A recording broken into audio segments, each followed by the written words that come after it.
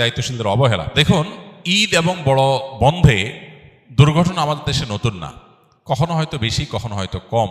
এই ঘটনাগুলো আমাদের মৌলিক এবং বড় একটি সমস্যা সেটাকে ইঙ্গিত করে এবং চিহ্নিত করে। সেটা হলো আমাদের গুড গভর্নেন্সের অভাব, সুশাসনের অভাব। ঢাকা থেকে ঈদের বন্ধে মিলিয়ন মিলিয়ন মানুষ, লক্ষ লক্ষ মানুষ বের হয়ে যায়, বরং কোটি মানুষ বের হয়ে যায় গ্রামে।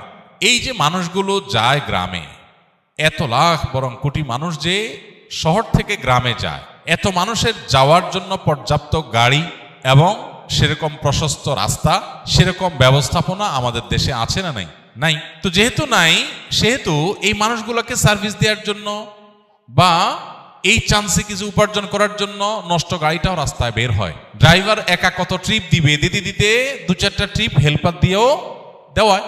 কারণ মানুষ আছে, যাত্রী আছে, গাড়ি নাই, হেল্পার নাই, ব্যবস্থাপনা নাই, তো ভাঙা বা নষ্ট গাড়িও রাস্তায় বের হয়ে আসে।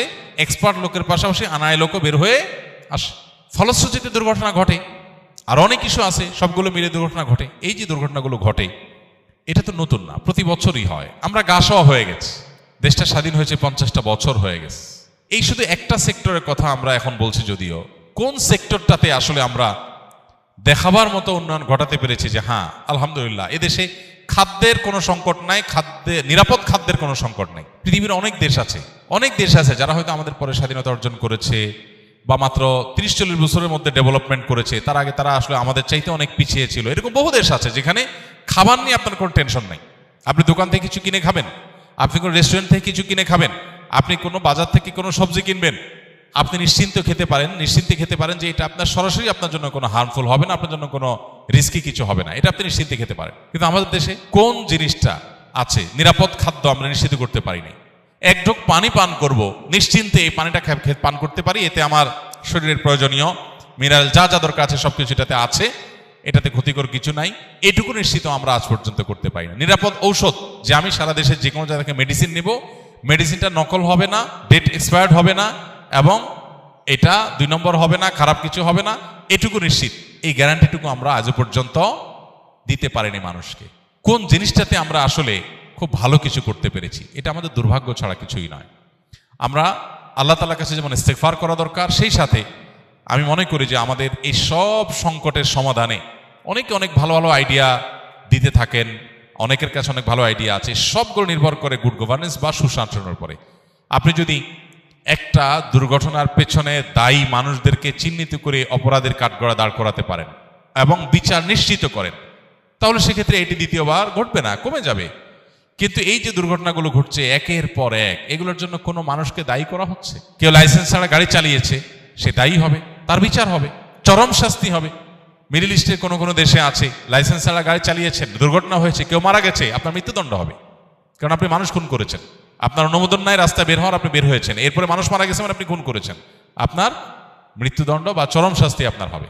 এই যে অপরাধ দমনের জন্য সেরকম আইনের শাসন প্রয়োগ, সুশাসন, নিয়ম শৃঙ্খলা প্রতিষ্ঠা, এই জিনিসটা যদি না হয় তাহলে এই পরিস্থিতিগুলো আসলে কখনো আমাদের দেশে কমবে না, ভালো হবে না।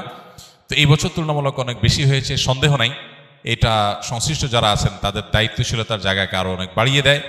কেন অনেক বেশি হলো, ত্রুটির জায়গাগুলো কোনটা সেটা চিহ্নিত করে সেগুলোকে রিকভার করার চেষ্টা করা দরকার। আল্লাহ রাব্বুল আলামিন আমাদের এই ছোট্ট ভূখণ্ডকে বাসযোগ্য করে দিন।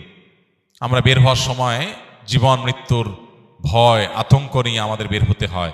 আমরা কেউ বের হলে মৃত্যু তো যে কোনো মুহূর্তেই হতে পারে, কিন্তু এই যে অস্বাভাবিক মৃত্যু এত অধিক পরিমাণে অবহেলাজনিত কারণে, আমাদের ব্যবস্থাপনাগত ত্রুটির কারণে, এটা কোনোভাবেই আসলে গ্রহণযোগ্য হতে পারে না।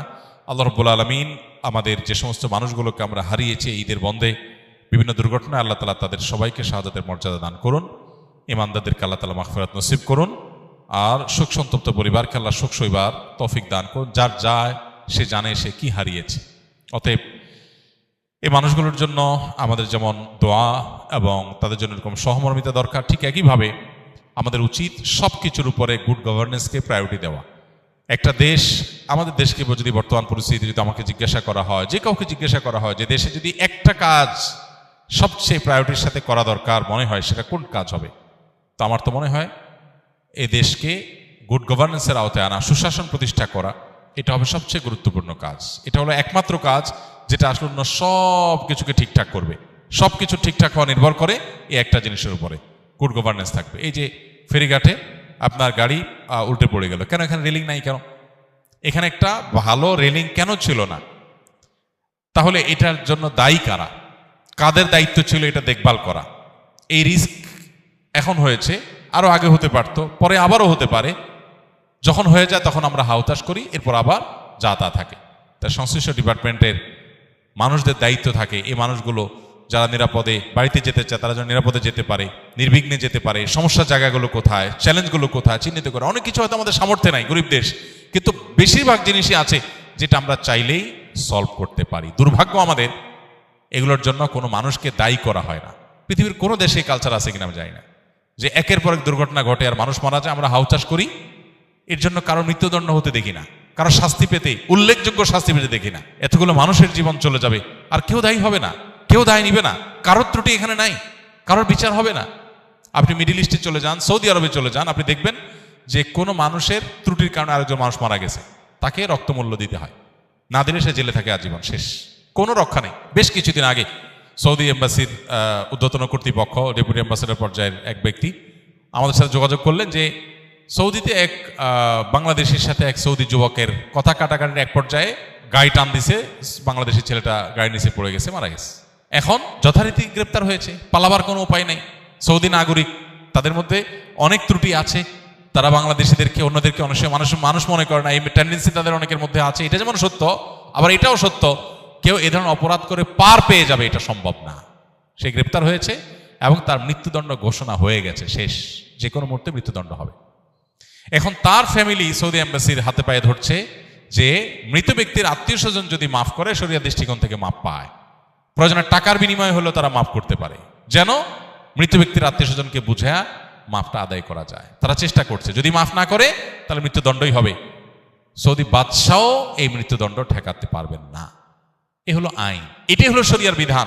এখন আমাদের দেশে অর্ধশত মানুষ মরে যাচ্ছে, কিন্তু এর জন্য একটা মানুষেরও মৃত্যুদণ্ড হবে না, একটা মানুষও চরম শাস্তি হবে না, বা একটা মানুষেরও দায় নিতে হবে না। তাহলে একই ঘটনা আবার ঘটবে। আজকে কেউ সাফার করেছে, কালকে আপনি, পরশু আমি, আমার আত্মীয় আপনার আত্মীয়, এই তো।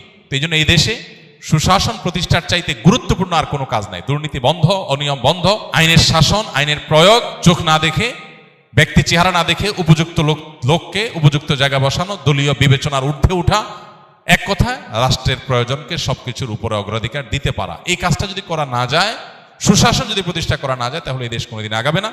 5 বছরে কোনো সরকার যদি শুধু একটা কাজ করতে পারে, সুশাসন প্রতিষ্ঠা, আইনের শাসন প্রতিষ্ঠা এবং যথাযোগ্য মানুষকে যথাযোগ্য জায়গায় বসানো, সকল দলীয়, গোষ্ঠীগত, গোত্রগত যে সমস্ত দুর্বলতা আছে, সীমাবদ্ধতা আছে, এগুলোর ঊর্ধ্বে যদি কেউ উঠতে পারে, তাহলে একটা দেশ, আমাদের দেশ এগিয়ে যাওয়ার জন্য আর কিছু লাগবে না। একটা জিনিসই যথেষ্ট ইনশাআল্লাহ।